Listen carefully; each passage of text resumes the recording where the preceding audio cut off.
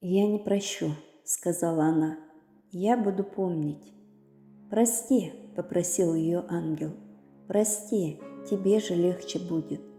«Ни за что», — упрямо сжала губы она. «Этого нельзя прощать. Никогда». «Ты будешь мстить?» — обеспокоенно спросил он. «Нет, мстить я не буду. Я буду выше этого». «Ты жаждешь сурового наказания?» «Я не знаю, какое наказание было бы достаточным. Всем приходится платить за свои решения. Рано или поздно, но всем», – тихо сказал ангел. «Это неизбежно». «Да, я знаю». «Тогда прости, сними с себя груз. Ты ведь теперь далеко от своих обидчиков». «Нет, не могу и не хочу. Нет им прощения». «Хорошо, дело твое», – вздохнул ангел. «Где ты намерена хранить свою обиду?» «Здесь и здесь», – прикоснулась к голове и сердцу она. «Пожалуйста, будь осторожна», – попросил ангел. «Яд обид очень опасен. Он может оседать камнем и тянуть ко дну, а может породить пламя ярости, которое сжигает все живое». «Это камень памяти и благородная ярость», – прервала его она. «Они на моей стороне». И обида поселилась там, где она и сказала, в голове и в сердце. Она была молода и здорова, она строила свою жизнь. В ее жилах текла горячая кровь, а легкие жадно вдыхали воздух свободы. Она вышла замуж, родила детей, завела друзей. Иногда, конечно, она на них обижалась, но в основном прощала. Иногда сердилась и ссорилась, тогда прощали ее. В жизни было всякое, и о своей обиде она старалась не вспоминать. Прошло много лет, прежде чем она снова услышала это ненавистное слово «простить». «Меня предал муж, с детьми постоянно трение. Деньги меня не любят, что делать?» – спросила она пожилого психолога. Он внимательно выслушал, много уточнял. Почему-то все время просил ее рассказывать про детство. Она сердилась и переводила разговор в настоящее время, но он снова возвращал ее в детские годы. Ей казалось, что он бродит по закоулкам ее памяти, стараясь рассмотреть, вытащить на свет ту давнюю обиду. Она этого не хотела, а потому сопротивлялась. Но он все равно узрел. Да тошно этот дядька. «Чиститься вам нужно», – подвел итог он. «Ваши обиды разрослись. На них налипли более поздние обиды, как полипы на коралловый риф. Этот риф стал препятствием на пути потоков жизненной энергии. От этого у вас и в личной жизни проблемы, и с финансами не ладится. У этого рифа острые края. Они ранят вашу нежную душу. Внутри рифа поселились и запутались разные эмоции. Они отравляют вашу кровь своими отходами жизнедеятельности и этим привлекают все новых и новых поселенцев». «Да, я тоже что-то такое чувствую», – кивнула женщина. «Время от времени нервная становлюсь, порой депрессия давит, а иногда всех просто убить хочется. Ладно, надо чиститься. А как?» «Простите ту первую, самую главную обиду», – посоветовал психолог. «Не будет фундамента, и риф рассыплется». «Ни за что», – вскинулась женщина. «Это справедливая обида, ведь так оно все и было. Я имею право обижаться». «Вы хотите быть правой или счастливой?» – спросил психолог. Но женщина не стала отвечать. Она просто встала и ушла, унося с собой свой коралловый риф. Прошло еще сколько-то лет. Женщина снова сидела на приеме, теперь уже у врача. Врач рассматривал снимки, листал анализы, хмурился и жевал губы. «Доктор, что вы молчите?» – не выдержала она. «У вас есть родственники?» – спросил врач. «Родители умерли, с мужем в разводе, а дети есть и внуки тоже». «А зачем вам мои родственники? Видите ли, у вас опухоль. Вот здесь». И доктор показал на снимке черепа, где у нее опухоль.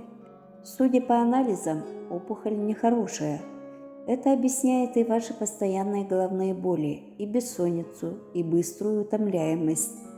Самое плохое, что у новообразования есть тенденция к быстрому росту.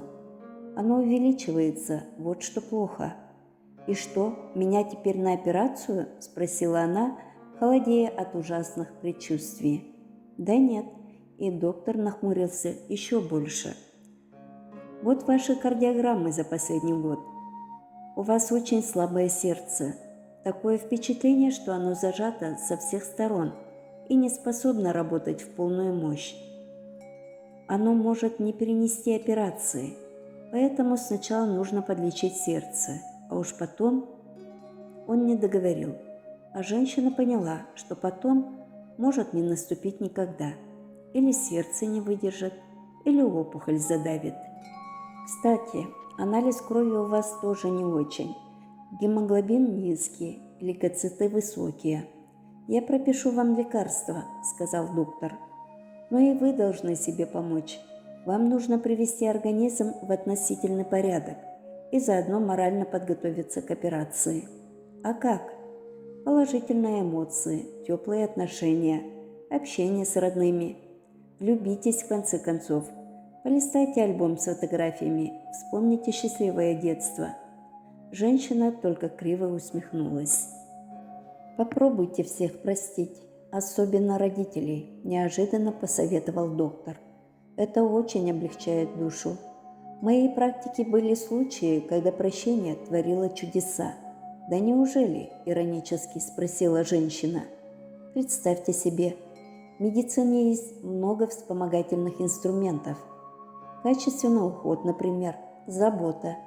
Прощение тоже может стать лекарством, причем бесплатно и без рецепта. Простить или умереть? Простить или умереть? Умереть, но не простить? Когда выбор становится вопросом жизни и смерти, нужно только решить, в какую сторону ты смотришь». Болела голова, ныло сердце. «Где ты будешь хранить свою обиду?» «Здесь и здесь». Теперь там болело. Пожалуй, обида слишком разрослась, ей захотелось большего. Ей вздумалось вытеснить свою хозяйку, завладеть всем телом. Глупая обида не понимала, что тело не выдержит, умрет. Она вспомнила своих главных обидчиков, тех из детства, отца и мать, которые все время или работали, или ругались. Они не любили ее так, как она этого хотела. Не помогало ничего, ни пятерки и похвальные грамоты, ни выполнение их требований, ни протест и бунт. А потом они разошлись, и каждый завел новую семью, где ей места не оказалось. В 16 лет ее отправили в техникум в другой город, всучив ей билет, чемодан с вещами и 3000 рублей на первое время. И все. С этого момента она стала самостоятельной и решила: не прощу. Она носила эту обиду в себе всю жизнь. Она поклялась, что обида вместе с ней и умрет, и похоже, что так оно и сбывается. Но у нее были дети, были внуки, и вдовец Сергей Степанович с работы, который пытался неумело за ней ухаживать, и умирать не хотелось. Но правда вот, рано ей было умирать. «Надо простить», — решила она, — «хотя бы попробовать». «Родители, я вас за все прощаю», – неуверенно сказала она. Слова прозвучали жалко и неубедительно. Тогда она взяла бумагу и карандаш и написала: «Уважаемые родители, дорогие родители, я больше не сержусь. Я вас за все прощаю». Во рту стало горько, сердце сжалось, а голова заболела еще больше. Но она покрепче, сжав ручку, упрямо раз за разом писала: «Я вас прощаю, я вас прощаю». Никакого облегчения, только раздражение поднялось. «Не так», — шепнул ангел. Река всегда течет в одну сторону. Они старшие, ты младшая. Они были прежде, ты потом. Не ты их породила, а они тебя. Они подарили тебе возможность появиться в этом мире. Будь же благодарной. «Я благодарна», – произнесла женщина. «Я правда очень хочу их простить». Дети не имеют права судить своих родителей. Родители не прощают. У них просят прощения. «За что?» – спросила она. «Разве я им сделала что-то плохое?» «Ты себе сделала что-то плохое. Зачем ты оставила в себе ту обиду? О чем у тебя болит голова? Какой камень ты носишь в груди? Что отравляет твою кровь? Почему твоя жизнь не течет полноводной рекой, а струится хилыми ручейками? Ты хочешь быть правой или здоровой? Неужели это все из-за обиды на родителей? Это она, что ли, так меня разрушила? Я предупреждал, напомнил ангел. Ангелы всегда предупреждают.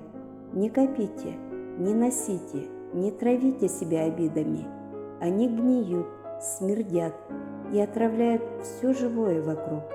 Мы предупреждаем. Если человек делает выбор в пользу обиды, мы не вправе мешать. А если в пользу прощения, мы должны помочь. А я еще смогу сломать этот коралловый риф? Или уже поздно? Никогда не поздно попробовать, мягко сказал ангел. Но они ведь давно умерли. Не у кого теперь просить прощения. И как же быть? Ты проси, они услышат. А может, не услышат. В конце концов, ты делаешь это не для них, а для себя. «Дорогие родители», — начала она, — «простите меня, пожалуйста, если что не так. И вообще, за все простите». Она какое-то время говорила, потом замолчала и прислушалась к себе. Никаких чудес. Сердце ноет, голова болит, и чувств особых нет. Все как всегда. «Я сама себе не верю», — призналась она. «Столько лет прошло». «Попробуй по-другому», — посоветовал ангел. «Стань снова ребенком». «Как?» «Опустись на колени и обратись к ним, как в детстве. Мама, папа». Женщина чуть помедлила и опустилась на колени. Она сложила руки лодочкой, посмотрела вверх и произнесла: «Мама, папа». А потом еще раз: «Мама, папа». Глаза ее широко раскрылись и стали наполняться слезами. «Мама, папа, это я, ваша дочка. Простите меня, простите меня». Грудь ее сотрясали подступающие рыдания, а потом слезы хлынули бурным потоком. А она все повторяла и повторяла: «Простите меня, пожалуйста, простите меня. Я не имела права вас судить. Мама, папа». Понадобилось немало времени, прежде чем потоки слез иссякли. Обессиленная, она сидела прямо на полу, привалившись к дивану. «Как ты?» – спросил ангел. «Не знаю, не пойму. Кажется, я пустая», – ответила она. «Повторяй это ежедневно 40 дней», – сказал ангел, – «как курс лечения, как химиотерапию. Или, если хочешь, вместо химиотерапии. Да-да, 40 дней. Я буду».